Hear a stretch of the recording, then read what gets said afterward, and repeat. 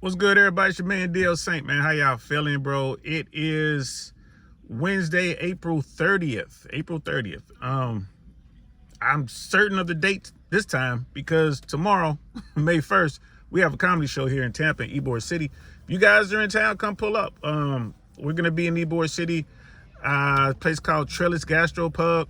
Check out my Instagram for information, or hit me up in the comments. I'll send you all the information. $10 in advance, $15 at the door. It's a cool comedy show. We got all these, we got some of the hottest comics in Tampa coming that are unsigned, like untapped artists, untapped talent. Pull up. Anyway, that's why I'm so certain of the dates. I've been out here promoting like crazy. So you guys know I'm in the trenches, and I get to see what's outside. I get to see what's out here. And, you know, everyone's talking about how difficult it is today to have a relationship or start a relationship, and everyone wants to know why. Why is it so difficult, or why does it seem to be so difficult? And the answer is unrealistic expectations, man, from men and women. Unrealistic expectations. I think that's the major part. I think that there are people out here who not only believe in the Disney fairy tale or the fairy tale in general, but they demand it. And it's just not possible for everyone to get that. You know, you have the people in the manosphere. You know, I rock in the manosphere, or the mano swamp. That's what Rich Cooper calls it. And, you know, the red pill guys and all that. And, you know, you have a group of men, and the manosphere is growing. You have a group of guys who are out here trying to figure it out. It's like, hey, man, they're trying to get access to women. They want intimacy, is what they say they want initially, but what they really want, they want something long term. I would say that the average guy really wants to have a good woman in his corner, a woman that he can grow with, get to know. He knows that she has his back and he has hers. That's what the average dude really wants. The problem is, you know, there are people out there, let's keep it 100, women want the best guy they can possibly get. And hypergamy, which a lot of people call hypergamy, but hypergamy, you know, women wanting to get the best guy that they can get, you know, it becomes a problem. You know, men want the best that they can get as well, but women believe that they can get this perfect dude, you know, the perfect height, makes the perfect amount of money, is socially calibrated, and all this other kind of stuff, right? And they'll come across that guy, and that guy will sleep with them. That guy will, you know, entertain them with the goal of smashing. He'll smash and then he'll go on his way. But that woman, she'll think like, well, because I was able to get this guy, I qualify at that level, so that's the only kind of guy I want. Like that dude right there, he was crazy. But the other dudes, the other guys at that level, they'll want to be with me. That's not the case, right? And then dudes will say that, well, don't dudes want to get the best that they can get? Yeah, right? And the key words in that phrase is what they can get. A guy understands that he's not going to be able to get the perfect 10, you know, beauty star, model, wealthy, cool girl next door who likes sports. Like, they know, like, come on, bro. Like, yeah, they know those women exist, but they didn't get a shot at her. So they're going after women that are basically at their level, but again, the women at their level are looking up. And with this technology we have here, with the internet and people sharing their stories, men and women, the rest of us get to see it. You get to see it in 1080p, right? Like, yo, you know, women are, not all, but there are a lot of women out there who don't see their male counterpart. Like, there are women out there who are 5, 6s, and 7s.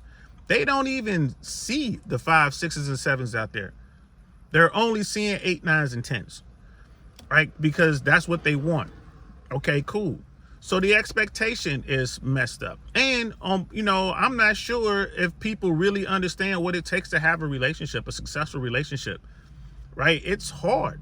It's hard to have a business relationship. It's hard, you know, to have a proper religious relationship. Like, Anything worth having takes work.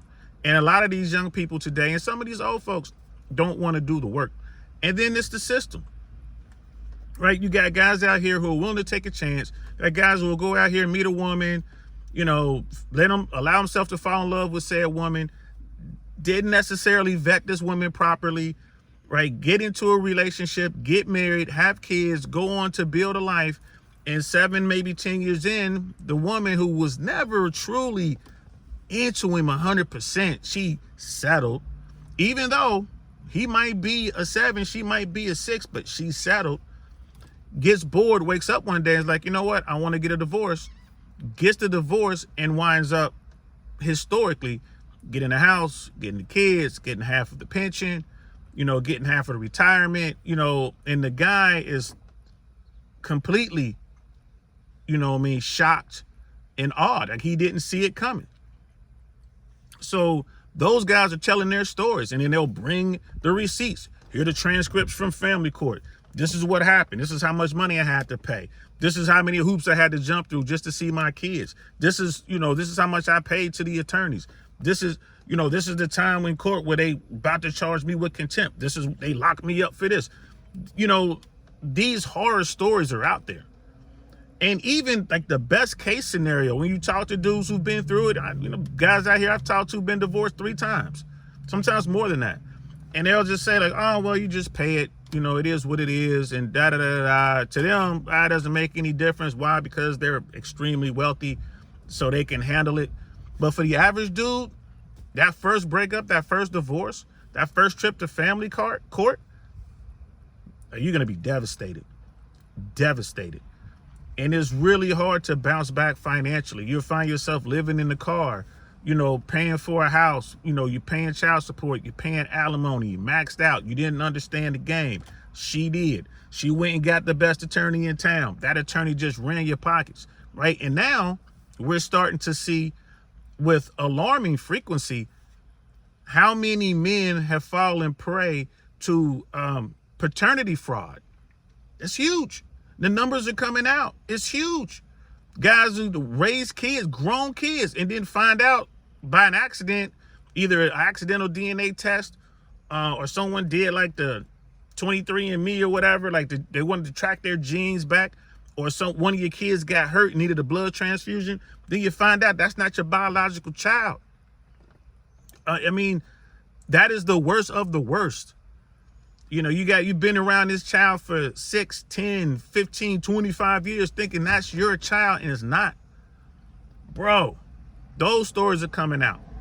Like I said, with alarming frequency. And there's stories out there right now of guys who fell prey to the, you know, paternity trap, right? And it was fraudulent, paternity fraud, paid out tons of money. There's a guy now, the Poor Man Podcast has it. I think I'll link it in this video below here.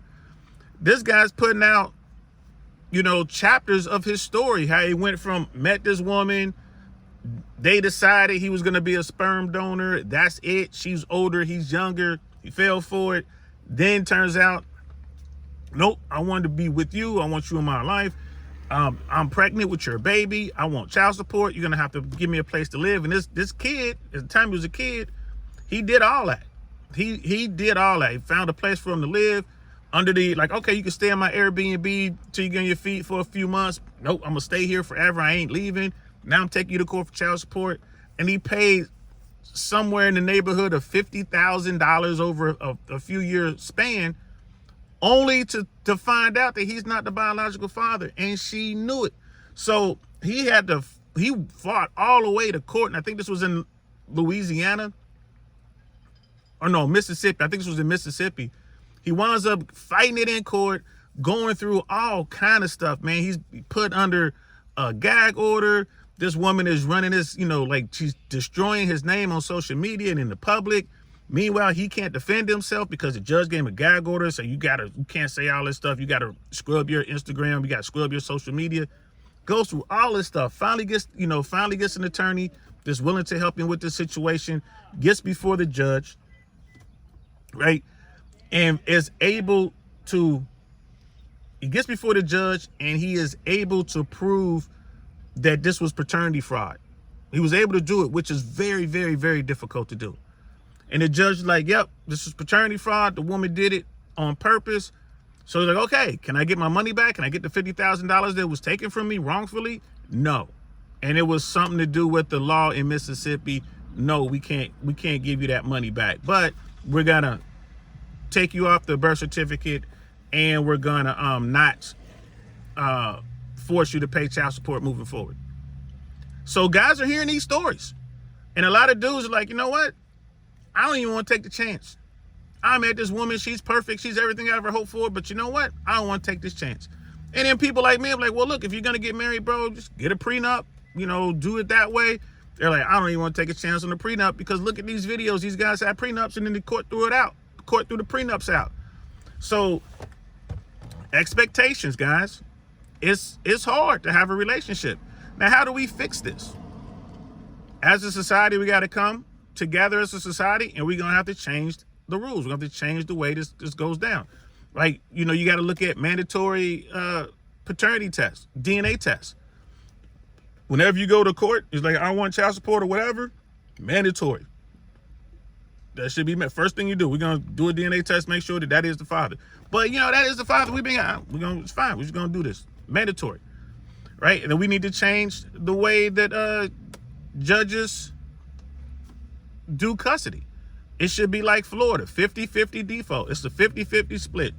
Mom gets 50% of the child time, dad gets 50% of the child's time. It's an even split.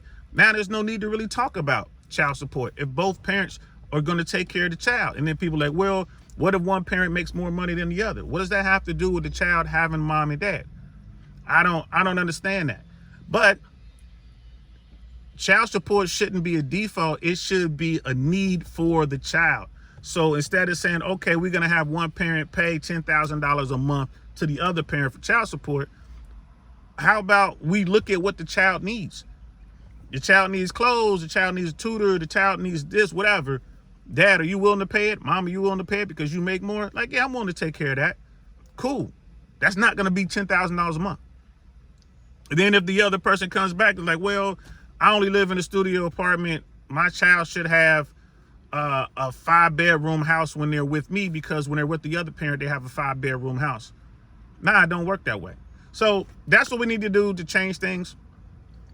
I think that there's hope. I think we can change things, but it starts with the courts and really it starts with you. So until then, you're going to see less and less people getting together. The guys in the bottom 90, the bottom 80%, they're not going to even approach women. And the guys in the top 20% are going to continue to smash the women until they get the one they want. So anyway, that's all I got. My beautiful daughter is about to jump in the car because I am here to pick her up from school. So I'm going to cut this conversation short. Hey, how was your day? See, that's my beautiful daughter right there. That's Mia. Show me your hand, Mia. Yep, there she is. So we got to go. I'll talk to y'all later, man. I'm DL Saint. Peace.